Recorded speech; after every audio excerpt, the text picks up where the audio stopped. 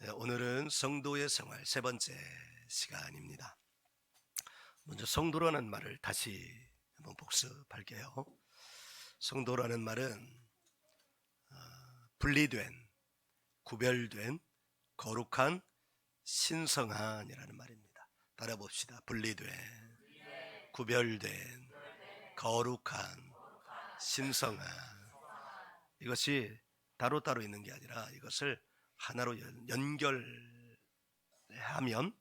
성도의 정확한 정의가 되는데, 먼저 분리되어야 되죠.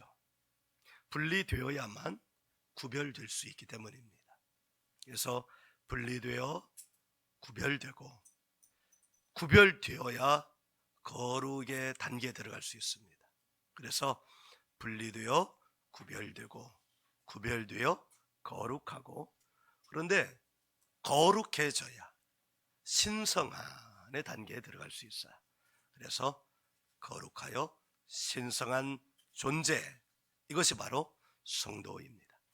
그러니까 성도의 삶이란 이 단계 안에 있는 것 같아요. 분리되고, 구별되고, 거룩해지고, 신성해지고, 이게 성화의 삶이에요. 끊임없이 분리되어야 합니다. 사단은 우리를 자기들 세계 안으로 계속해서 들어가서 섞어찌개를 하려고 해요. 그런데 하나님은 성도의 정의 안에서 제1단계 분리되는 단계, 제2단계 구별되는 단계, 제3단계 거룩해지는 단계, 그래서 마침내는 하나님의 성품과 같이 되는 신성한 단계. 어쩌면 이것이 우리가 일명 제자 훈련이라고 하는 그 단계로 이렇게 구별될 수 있을 것 같습니다. 1단계는 세상으로부터 분리되어야 돼요. 분리되기 위해서 가장 기초적인 훈련을 받는 거죠. 이 분리만 되면 되냐? 아니에요. 구별된 삶이 무엇인지를 이제 훈련해야 되죠. 구별된 삶을 훈련하면 이제 그 다음에 어떻게 해야 돼요? 거룩해지는 훈련을 해야 되는 거죠. 거룩해지기만 하면 어떻게 되냐? 거룩의 목표는 사실은 하나님의 성품 안에 들어가는 것이죠. 그래서 끊임없이 평생 동안 이 훈련을 계속하는 거예요. 그것을 한국 교회 안에서는 제자 훈련이라고 했습니다. 그래서 우리 교회도 분리되는 훈련, 구별되는 훈련, 거룩해지는 훈련, 신성해지는 훈련, 갈수록 능력의 삶이 되는 것이죠. 이것을 히브리어로는 코데시, 성도 코데시, 헬라어로는 뭐라고 그랬어요? 훌륭해요. 훌륭한 학생이에요. 훌륭한 선생 밑에 훌륭한 선생 나오죠. 네? 훌륭한 선생 밑에 훌륭한 학생. 용장 밑에 졸장 없다는 말이 있어요. 교회는, 그렇다면 교회는 헬라어로 뭐라고 그랬어요? 네, 훌륭합니다. 공부를 잘하기로 결심했어요? 잘했어요. 대답을 잘하고 있어요. 설교한 보람이 생겨요. 지금 에클레시아는 뭐뭐로부터 불러낸 자들이에요. 에클레시아, 애굽으로부터 불러내서 어떻게? 그 목적이 뭐예요? 불러낸 목적이 하나님을 섬기는 거예요. 다른 말로 말하면 하나님을 예배하는 거예요. 하나님을 향하여 일하는 거예요. 그게 불러낸 목적이에요. 그게 어제까지의 말씀이었죠. 불러냄을 받았는데 그 목적을 잃어버리면, 목적을 잊어버리면 잃어버리게 되는 거예요. 우리가 살아가면서 뭔가를 잃어버리잖아요. 왜 잃어버리냐면 반드시 기억해야 될 것을 잊어버리기 때문이에요. 그래서 하나님은 구약 성경을 통해서 계속해서 이렇게 말씀하십니다. 기억하라, 기억하라, 기억하라. 기억하지 않으면 잃어버리기 때문이에요. 잃어버리면 중심 없는 삶을 살게 되고 제1단계 분리되는 단계 안에서 너무너무 고생이 심하기 때문이에요. 이게 복음입니다. 복음.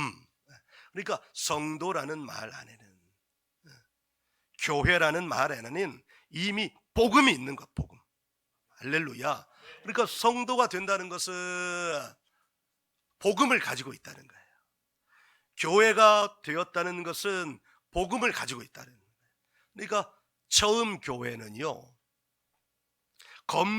성도로서 이미 검증이 되어야 교회 안에 들어올 수 있었어요. 분리되었다는 것이 검증이 되어야 교회 안에 들어올 수 있었어요. 왜냐하면 그때는 목숨이 달려있기 때문이에요. 그래서 검증되지 않은 사람이 들어오면 어떻게 되는 거예요? 풀악취가 공동체 안에 있게 되고, 그 풀악취가 밀고를 하게 되면 모든 성도들이 어떻게 잡혀가서 죽는 거예요. 그러니까 여러분, 교회 공동체 안에 아무나 들어올 수 있겠어요? 아무나 들어오지 못하는 거예요. 그래서 초기 교회는 마치 비밀 결사체 같았어요. 성격이 그러했어요. 그런데 이제 나중에 국교로 인정되고 나니까 이제 그 경계선이 모호해지기 시작한 거예요. 여러분, 국교로 인정된 것이 어떤 면에서 보면 지금까지 단편적으로 생각해 보면 잘 되었다고 생각할 수 있지만, 그러나 깊이 생각해 보면, 깊이 묵상해 보면 그것이 어떻게 보면 누구나 쉽게 교회에 들어오게 함으로 말미암아 성도된 자의 본분, 교회로서의 본분이 희석되기 시작한 거예요. 그러니까 검증이 되지 않아서 교회 공동체 안에 들어오니까 겉으로는 교회인데 안으로는 교회가 아닌 거예요. 겉으로는 성도 같은데 안으로는 성도가 아닌 거예요. 어떻게 보면 그것이 사단의 전략일 수도 있었겠다. 유명한 20세기의 교부라고 불리는 C.S. 루이스는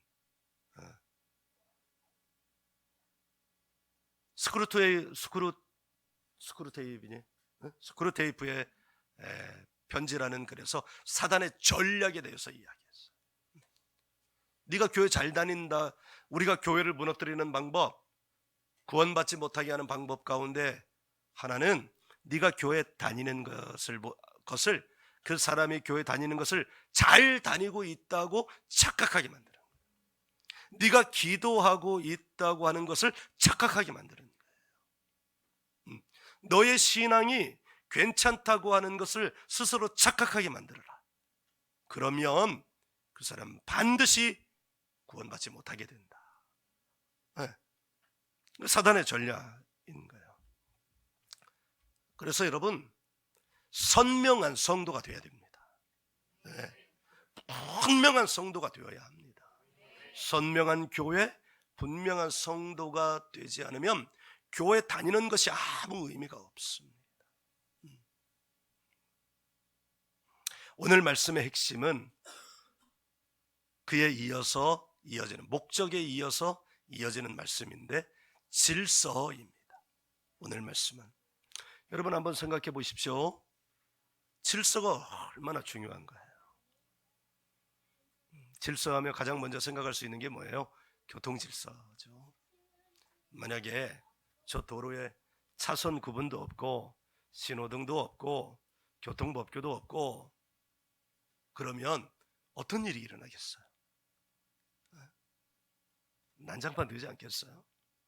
그러니까 그렇게 되면 안 된다는, 그와 같은 일을 한번 경험해 보고 나서 사람들이 여러분 뭘 만들어냈냐면 차선도 만들어내고 교통법규도 만든 거예요.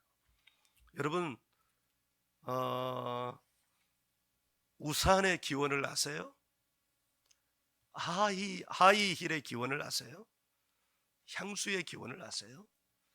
우산은 서구 사회의 무질서 안에서 살아남기 위해서 만든 도구예요.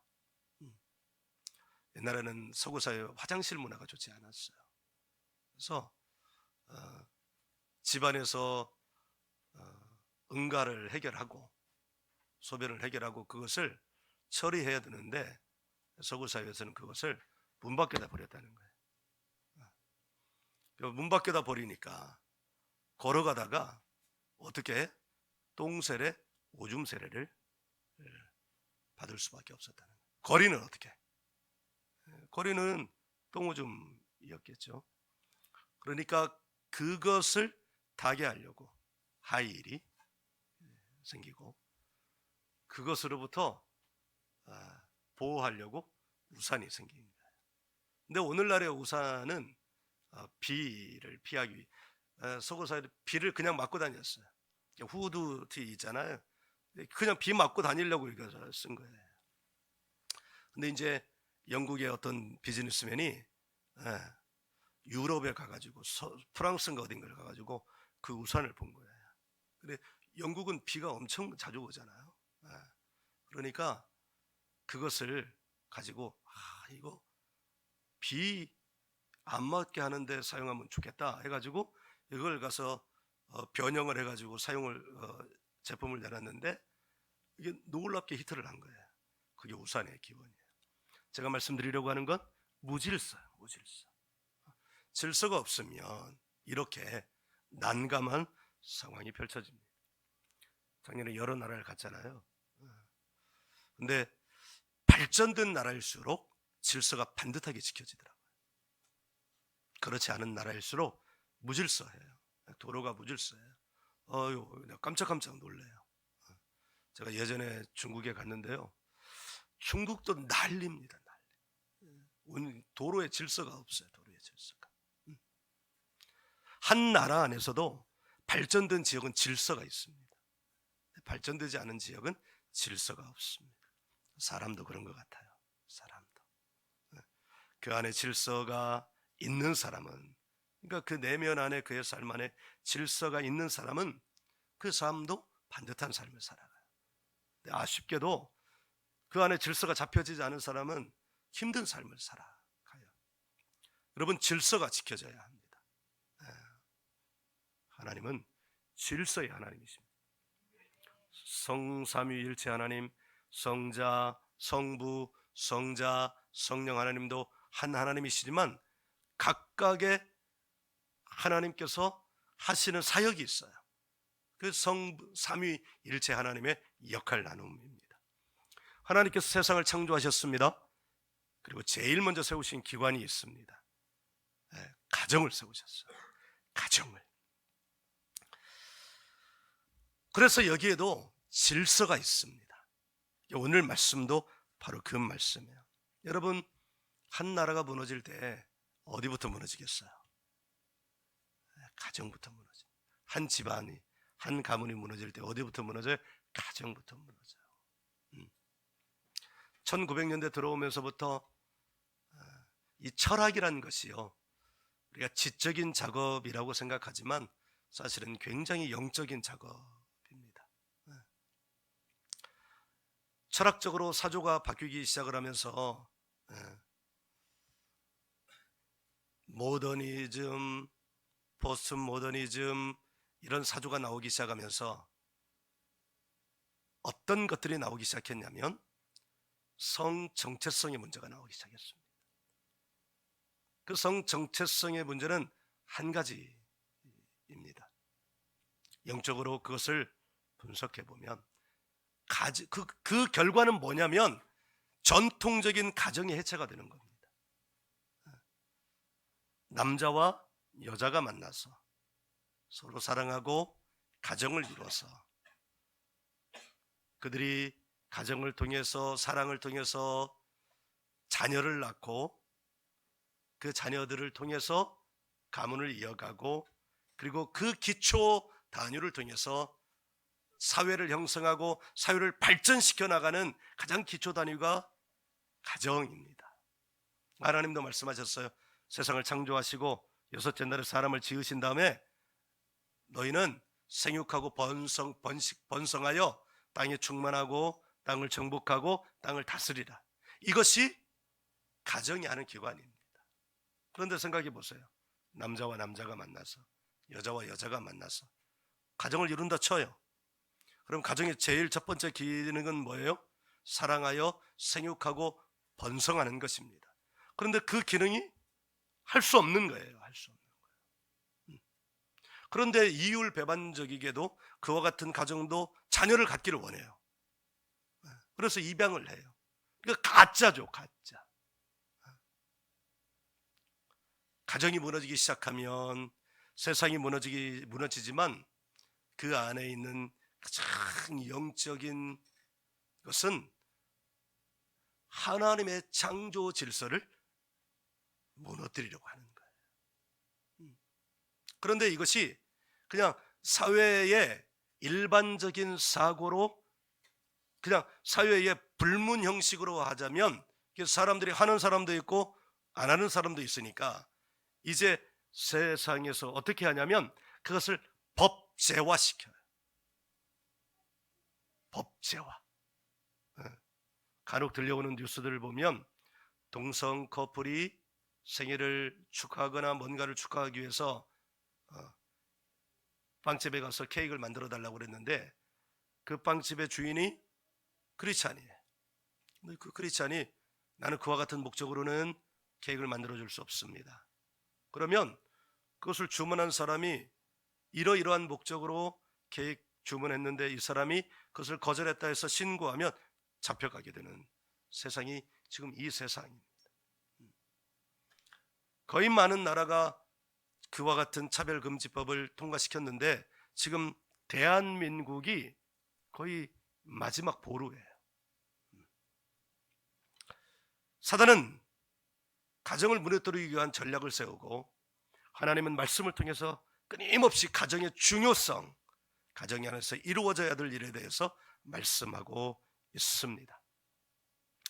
사단의 전략 가운데 제일 전략은 가정의 질서를 무너뜨려 버리는 것입니다.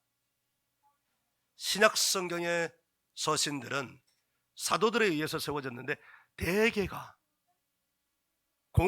공통의 형식을 가지고 있는데 그 안에 반드시 강조하는 내용은 뭐냐? 남편이 해야 할 일, 아내가 해야 할 일, 부모가 해야 할 일들을 기록합니다. 가정에 관한 말씀들이 있는 거예요. 가정의 질서에 관한 말씀들이 있는 거예요. 왜 그래요? 가정이 중요하기 때문입니다. 네. 우리가 교회 공동체를 이루는 것도 가정 단위로 이루어지죠, 보통. 가정이 중요하기 때문입니다. 자, 오늘 말씀의 시작은 아내들아 이렇게 시작합니다. 18절 한번 보시죠. 시작. 아내들아 남편에게 복종하라. 이는 주 안에서 마땅하니라. 아멘. 자, 이 말씀을 보면 이 말씀은 매우 센 말씀이에요. 왜 그러냐면 복종이라는 단어가 있기 때문이에요. 이 복종이라는 단어의 사전적 의미는 이런 겁니다. 남의 명령이나 의사 또는 규칙 따위에 조금도 어긋남 없이 그대로 따르는 것. 네, 여지가 없는 거예요. 그러니까 복종이라는 말의 어감은 자유로운 영혼들을 가진 사람은 받아들이기 어려운 말이에요. 싫은 말이에요. 그래서 교회에서 그런 말을 하는 교회는 그런 교회는 가지 마라. 요즘 세태는 더더욱 그렇죠. 하나님이 복종이라는 이 단어를 사용하신 까닭. 그리고 왜 아내들이 먼저 나올까? 뭐가 중요하기에 아내의 복종이 왜 더 중요할까? 이것을 의문을 들었어요. 하나님의 질서는 남편, 아내 이렇게 가는데 왜 아내를? 그 비밀이 보이기 시작했어요. 질서 때문이었습니다. 강조하는 거예요. 아내의 복종이 먼저 나왔는데 아내의 복종을 강조하고자 하는 것이 아니라 아내의 복종을 먼저 말씀하신 것은, 그러니까 이 복종이라는 단어가 가지고 있는 이 아주 센 의미, 그러니까 여지가 없는 이 의미. 그러니까 아내들이 있는 데 가가지고 이 말씀을 하면 아내들이 어떻게 했어요? 눈빛이 막 불그락불그락 하겠죠. 아내야 남편에게 복종해라 그러면 그 왼수 같은 남편이 생각나면서 아우 그거 왜 복종해야 돼? 막 이럴 거 아니겠어요? 그런데 여러분 한번 생각해 보십시오. 이 말씀처럼 아내가 남편에게 철저하게 복종한다고 생각해 보십시오. 그러면 우리는 아내가 철저하게 복종하는 그 남편이 어떤 사람이느냐에 따라서 가정이 좌우될 것이라는 것을 생각해야 합니다. 하나님 말씀하십니다. 아내들에게 먼저 남편에게 복종해라. 그러면 우리는 아까 얘기했던 것처럼 아내들이 있는 데 가서 남편에게 복종해라 그러면 아내들이 제일 먼저 떠오르는 것은 뭐겠어요? 아내 자신이겠어요? 아니죠. 남편입니다. 그 남편에게 복종하면 어떤 일이 생길까?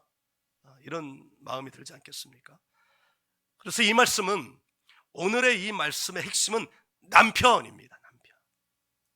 남편.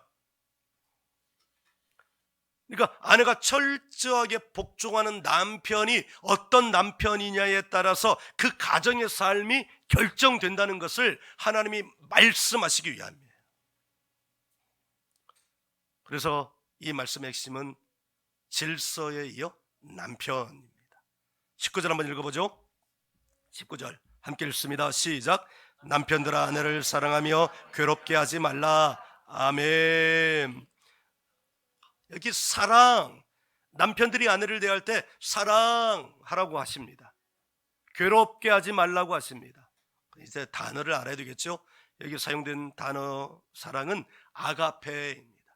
아가페라는 이 말은 사랑에 여러 단어들이 있는데, 이 아가페라는 말은 하나님의 사랑을 말할 때 아가페를 말해요. 그런데 하나님이 남편에게 아내를 사랑할 때 필레오로 사랑하라 이렇게 하지 않으시고, 에로스로 사랑해라 이렇게 하지 않으시고, 남편이 아내를 사랑할 때는 아가페로 사랑해라. 아가페로 사랑해라. 이 말은 뭐예요? 남편들아 너는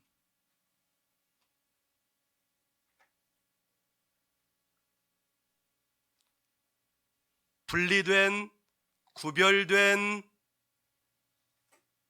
거룩한, 맨 마지막 단계 뭐라는 거예요? 신성한, 하나님의 신성한 성품을 가지고 아내를 대하라는 거예요. 그래 아가페예요. 그 뒤에 말씀을 보세요. 괴롭게 하지 말라. 이게 괴롭게 하다는 말은 원뜻 그대로는 쓴맛이 나게 하다. 그러니까 아내를 씁쓸하게 만들지 말라는. 하나님은 실수하지 않으십니다. 하나님은 인생을 쓴맛 나게 하시는 분이 아닙니다. 하나님은 인생에게 단맛 나게 하시는 분입니다. 그러나 한 가지가 필요합니다. 성도가 되는 거예요. 그러니까 여기 아내에게 복종하라 했을 때 그 복종해야 되는 남편은 어떤 남편이어야 하느냐면 하나님의 성품으로 살아가는 사람이어야 한다는 거예요. 하나님의 방식으로 살아가야 되는 사람이어야 한다는 거예요. 남편이 즉 성도여야 한다는 거예요. 그래야 그 가정의 질서의 첫 단추가 잘 꿰진다는 걸 말하는 거예요. 하나님이 세우신 첫 번째 기관인 가정, 그 가정에서 가장 첫 단추는 남편이라는 거예요. 단추도 질서 있게 잘 꿰져야 되죠. 어떤 사람을 보면 단추가 위에 잘 꿰져 있지 않아 가지고 우스꽝스러운 사람이 있어요. 보통은 이제 그런 보면 원래 저 사람은 저래 이렇게 말들 하죠. 그런데 영적으로 보면 그 사람은 질서가 없는 사람이에요. 원래 그런 사람이 아니라 질서가 무너진 사람이에요. 우리 집은, 우리 남편은 원래 그래. 원래 그런 게 아니라 질서가 무너진 남편, 질서가 무너진 가정이기 때문이에요. 한번 생각해 보십시다. 남편이 성도가 아니면 아내가 남편에게 복종해도 문제고 복종 안 해도 문제예요. 복종하면 그 가정은 어떻게 되겠어요? 남편이 질서가 잡혀지지 않은 가정이 아내가 참 신실한 성도여서 하나님 말씀을 따른다고 그 남편을 따라가요. 그럼 그 가정은 어떤 가정이 되겠어요? 질서가 무너진 가정, 하나님이 없는 가정이 되는 거예요. 한마디로 쓴맛이 나는 가정이 돼요. 그런데 만일 아내가 복종을 또 안 해요, 그럼 그 가정은 어떻게 되겠어요? 난장판 되는 가정이죠. 네가 잘했다, 내가 잘했다, 이런 가정이 되고 마는 거죠. 자녀들과의 관계도 마찬가지입니다. 20절을 한번 보시죠. 같이 읽어요. 시작. 자녀들아 모든 일에 부모에게 순종하라. 이는 주 안에서 기쁘게 하는 것이라. 아멘. 자녀, 하나님은 이런저런 조건을 걸지 않으시고 자녀들에게 먼저 이렇게 말씀하십니다. 순종하라.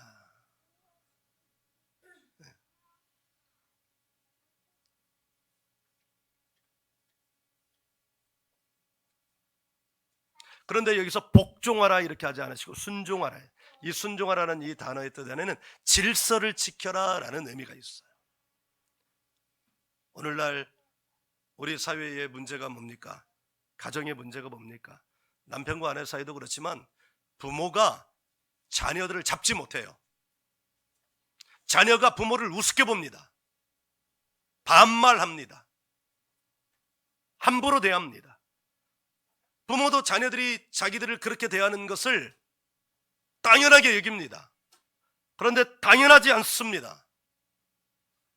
자녀는 부모에게 효도해야 하고 존대해야 되고 존경해야 합니다. 순종해야 합니다. 이것이 하나님 나라의 질서입니다. 하나님의 선택받은 민족인 유대인들은 자기 자녀들이 부모에게 순종할 수 있도록 가르칩니다.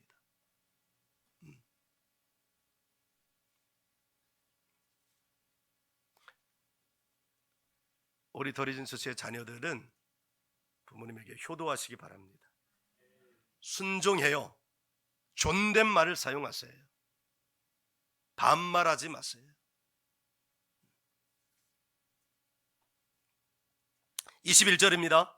함께 읽습니다. 시작. 아비들아 너희 자녀를 노엽게 하지 말지니 낙심할까 함이라. 아멘.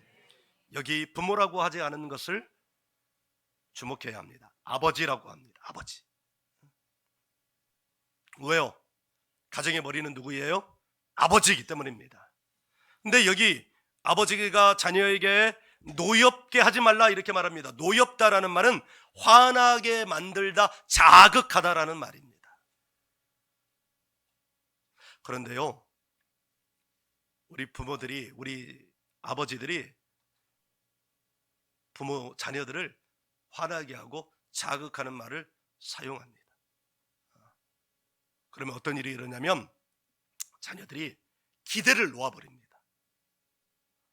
부모에 대한 기대를, 아버지에 대한 기대를, 어머니에 대한, 어머니가 가지고 있는 어머니로서의 특성과 아버지가 가지고 있는 아버지로서의 특성이 차이가 있어서 어머니에 대한 기대를 놓는 자녀는 그렇게 많지 않은 것 같아요. 근데 문제는 아버지에 대한 기대를 놓는 자녀들은 제법 됩니다. 근데 여기서 문제는 아버지에 대한 기대를 놓아버리는 사람은 인생을 놓아버리는 것과 다름이 없습니다.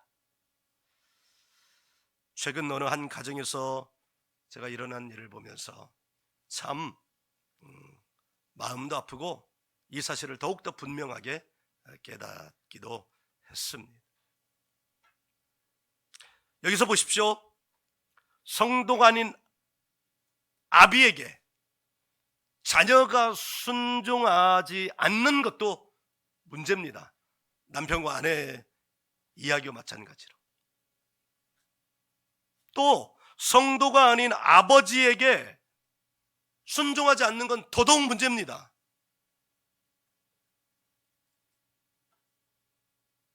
말씀드린 바와 같이 성도가 아닌 아비에게 순종하면 그 인생이 하나님이 주인되지 않은 인생이 되는 길로 가버리기 때문입니다. 반대로 성도가 아닌 아버지에게 순종하지 않으면 말 그대로 난장판이 되는 거예요. 그러니까 성도가 아닌 남편에게 아내가 순종하는 것도 문제고 순종하지 않는 것도 문제예요. 성도가 아닌 아버지에게 자녀가 순종하는 것도 문제고 순종하지 않는 것도 문제예요. 제일 키워드는 누구예요? 남편 아버지입니다. 그러니까 남편 아버지가 성도가 되어야 되는 거예요. 그래서 우리가 이런 말 하잖아요. 결혼을 준비하고 있는 딸들에게 너는 반드시 믿는 남자를 만나야 돼 라고 말하는 이유가 바로 여기 있습니다. 그러면 딸들은 이렇게 말합니다. 내가 만나가지고 결혼해서 전도하면 되지. 그러다가 인생이 망가진 사람들이 99%입니다. 내가 여기서 다시 말합니다. 여기 결혼 정년기에 들어선 딸들이 있습니다. 네가 들어. 엄마가 다시 결혼해? 네가 들어. 네가 반드시 잘 믿는 놈을 만나야 됩니다. 아멘을 안 해. 이것들이 한번 당해봐야 하는 거예요. 한번 그 쓴맛을 경험해봐야 하는 거야. 자꾸 엄마 핑계를 대고 있어. 죄의 현상이 뭔지 알아요? 누구 때문에야? 말씀 양육을 안 해서 몰라. 저게 저 집안에 엄마도 하고 언니도 했는데 저 집안만 고집을 부려서 쟤만 말씀 양육을 안 했어. 아빠는 둘째치고 아빠는 네가 전도해. 저 고집을 부리는 걸 내가 알아가지고 쟤한테 말씀 양육을 하는 말 안 해요. 말씀 양육해야 죄가 뭔 줄 아는구나. 누구 때문에? 엄마 때문이에요? 아빠 때문이에요? 언니 때문에? 이 때문에를 안 하지. 때문에. 아담이 너 왜 따먹었어? 그러니까 하와 때문에 먹었어요. 하와 너는 왜 먹었어? 저 뱀 때문에 먹었어요. 쥐가 안 먹으면 되지. 왜? 때문에를 내는 거예요. 말씀 양육 시작하면 재언이는 바로 왔어요. 저희 고집이 있어가지고 말씀 양육하세요. 말씀 양육해야 저런 말이 안 나와. 가만히 있으면 됐을 것을 엄마 이렇게 하는 바람에 이게 지금 온 우주로 방송 유튜브로 나가는 거잖아. 지금 내가 자제하고 아주 정갈한 언어를 사용하는데 할렐루야. 여러분 다시 말씀드려요. 여기 결혼 정년기에 있는 딸들은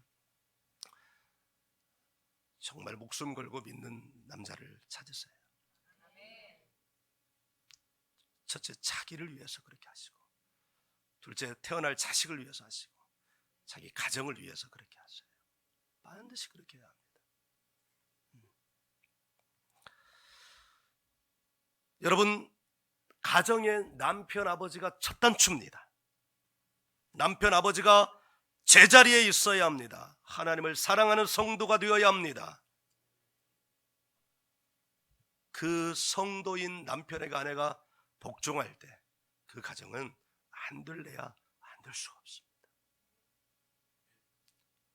그 성도인 아버지에게 자녀가 순종할 때 그 가정은 정말 아름다운 가정이 되는 거예요. 이게 비밀이 있습니다. 그 말씀을 전하는데도 이 비밀이 너무 깊게 다가와서 지금 마음이 참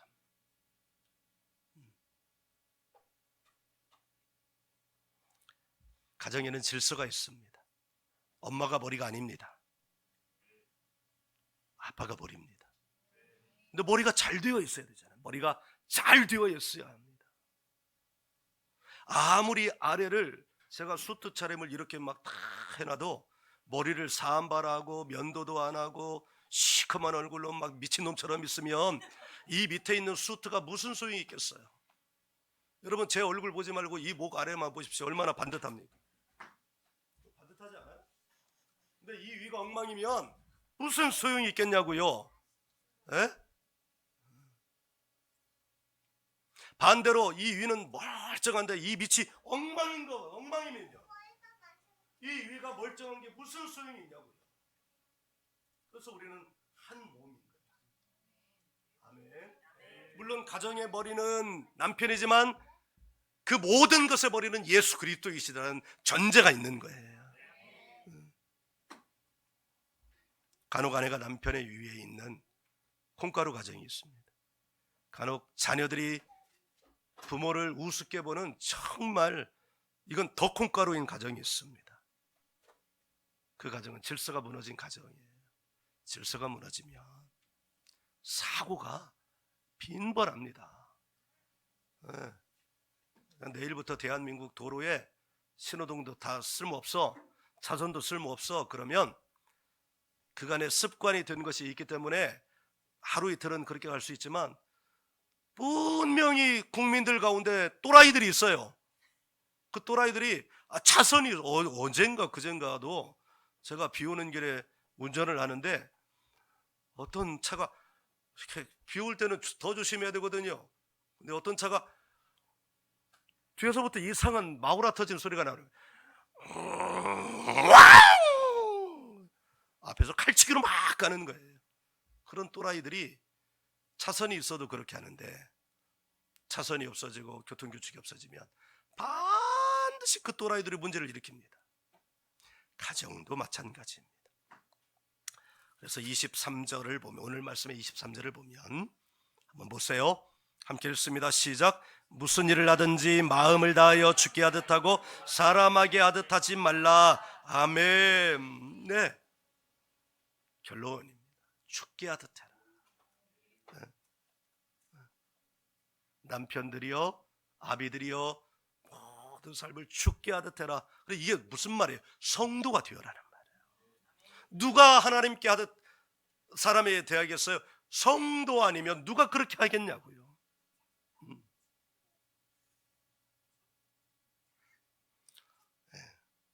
하나님이 세우신 가정의 질서가 있습니다.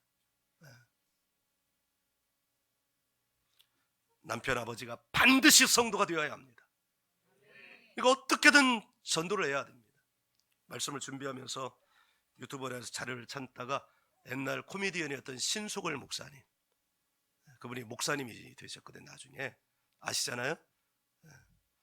근데 그분은 원래 안 믿는 분이었어요.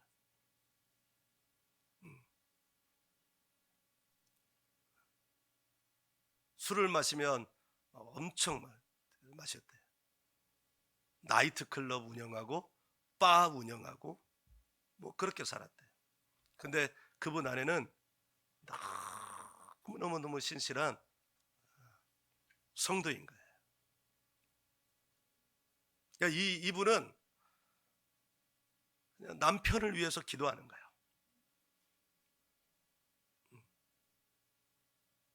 남편이 예수 믿고 구원받게 달라.